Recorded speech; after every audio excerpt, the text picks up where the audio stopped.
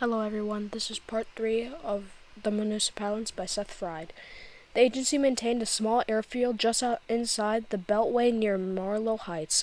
Garrett had sent instructions for me to meet him there at 9:30 a.m. so he could brief me on Biggs and introduce me to whatever agent would be coming along as my second. At 8:45, I was already sitting on one of the red plastic benches in the small lounge attached to the control tower. I faced the window overlooking the runway, which glowed a ghostly white under the overcast sky. The air in the lounge was stale and mixed with a pinch of burned coffee coming from the old percolator in the corner. There was an uneasy flutter in my stomach, and in the dim reflection of the lounge's window, I could see the desperate look of a fitful night's sleep. Not only had Garrett's demeanor in our meeting left me worried, but in all my time at the agency, I had never been assigned a task so completely outside my expertise. Most of my work fell within the scope of implementation, and project management. The most investigative work I'd ever done was when I helped evaluate a water treatment center in Duluth and ended up proving that improper sanitization practices were responsible for the mysterious uptick in beaver deaths in the surrounding area. But testing the gums of a beaver corpse for toxicity levels wasn't the sort of preparation I expected to help me investigate an apparent act of terrorism. I tried to stoke my optimism by reminding myself that I had finally been assigned to agency business in what was without question the greatest American city. I wasn't the type of agent to conduct a personal errand while on official business, but I hadn't been able to keep myself from packing my old Nikon. Over the past few weeks, my fellow enthusiasts on the trains of your message boards have been raving about a special exhibit on model trains at the Metropolis Transit Museum. Whenever I was in the city, I made a point of visiting the MTM, with its collection of retired rail cars displayed in beautifully renovated ironworks. I love to wander between the cars, watching decades of engineering genius unfold with the satisfying inevitability of a bedtime story. Due to the urgency of Garrett's request, this might have been my first time to Metropolis without such a visit, if it weren't for the fact that this new exhibition included one of the rarest model locomotives in existence. It was the I-64 DR-88, or Steam Beetle, as the actual train had been known due to its low, rounded appearance, manufactured in a limited run by the O'Neill brothers in 1898. There were only a few dozen models in circulation, and one in mint condition was worth upwards of $250,000. When he was alive, my father kept a steam beetle on the desk of his little office at home. The model had been gifted to him by his father. He had no idea it was worth more than an entire house or my parents' modestly successful dessert shop, Thompson Family Frozen Yogurt, which they owned and operated in our hometown of Steubenville, Ohio. As a boy, I had loved that locomotive, partly because it was beautiful, but mostly because it belonged to my father. I knew perfectly the weight of that engine in my hands, the brisk chug of its coupling rods when you pushed it, the faint scent of oil that someone long ago must have carefully rubbed on its axles. When my parents left in the summer of 1998 to attend the National Restorator Conference in Rochester, my father lent me the model to console me over my fear of being left with our only living relative, Great Aunt Juniper. As he handed it to me, he crouched so we were eye to eye and told me that he and my mother would be on a train just like it.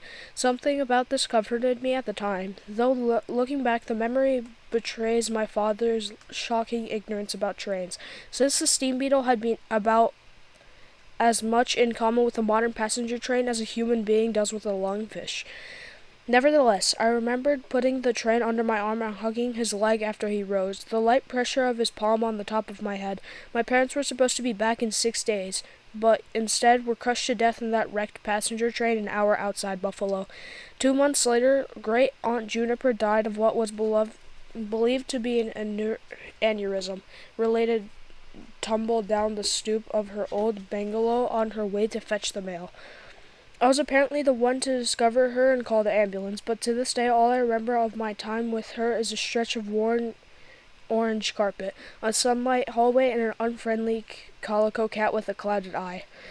I managed to keep the locomotive with me for a year or two in the foster system before I made the foolish mistake of taking it to school one day for show and tell. An older boy on the bus, amused to see me holding it, took it from my hands and threw it out the window.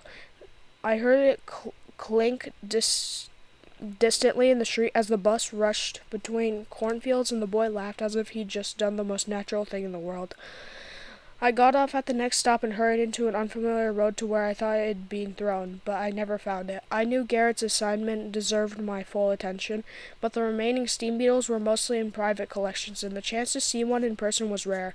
I planned to ask someone at the MTM to take a photograph of me with it, a prospect that felt genuinely exciting to me. A reclamation of something long lost. I was brought back to the airfield lounge by the sound of a car door slamming. I stepped outside to see Garrett and an agent I didn't recognize already standing on the tarmac. There was a healthy wind, and I had to hold onto the fedora that Garrett liked all of us agents to wear when we were on duty out of doors. Garrett was standing in a trench coat looking up into the clouds, while the agent he had brought with him watched me approach. The agent seemed unimpressed and soon looked down to inspect his own tie. I put down my bag and said good morning to them both. Garrett turned to me and nodded, pulling an envelope from inside his coat and handing it to me. Some details on Biggs. Find him and get him to tell you whatever he can. He stepped to the side and gestured to the other agent. The wind was picking up, and he had to shout in order to make himself heard. This is your partner, so to speak. He'll explain everything to you on the plane. I greeted the man, but he continued to observe me without a comment. Garrett took the envelope from my hand, tucking it into the inside chest pocket of my blazer. I need you to keep this all as quiet as possible, Henry. The board can't know what we're up to.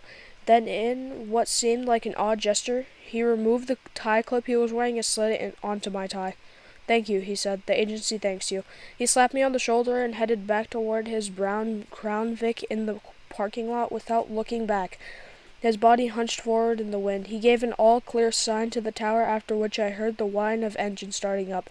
The man who was to be my partner stood with his hands in his pockets, watching the plane taxi over. He was handsome with a healthy tan, the sort of person you didn't often see around headquarters.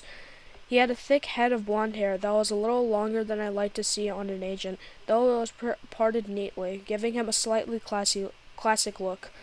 I suppose this must have appealed to Garrett's nostalgia enough that he wasn't bothered by the fact that this man was walking around without his hat. All agents hated the fedoras, with the exception of Kirkland's people who never wore them, but it was precisely because the rest of us hated them so much that it was seen as poor form to shirk wearing them.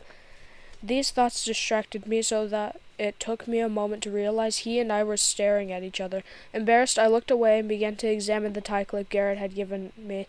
It was made from a silver-colored alloy and was ordinary-looking except for its size. It fit the width of my tie nicely, but the front bar was a full inch from top to bottom, making it look like I was wearing a money clip. When I looked closer, I also saw several small apertures across its front. I ran my finger over them and noticed that the clip was warm to the touch. Don't play with that, the man said. His voice was filled with such authority that I obeyed him, even though the rebuke seemed ridiculous. Sorry, I said. I'm Henry. He turned to face me and noticed that his eyes were a bright and familiar shade of blue. I took a step forward and held out my hand. Nice to meet you, he said, keeping his hands in his pockets. The plane pulled into its boarding position, and I wasn't able to make out what he said next over the noise from the engines. It sounded like he was trying to tell me something about Owen. I asked him to repeat himself, but the jet's automated door was already opening, its small flights of steps gently touching down on the railway. He gestured for me to pick up my bag, then walked toward the plane ahead of me. The clouds had made it dark enough that the tower decided to flip on the edge lights along the runway. They flashed with a jolt just as the agent was stepping over them. I was startled to see his body flicker and briefly become transparent before adjusting to the dramatic change in light. That was what he had been trying to tell me over the sound of the jets. It was his name, Owen. Alright, thank you for watching. That was the third part of the Municipalists by Seth Fried. My next video will be part 4. Alright, thank you for watching. Bye.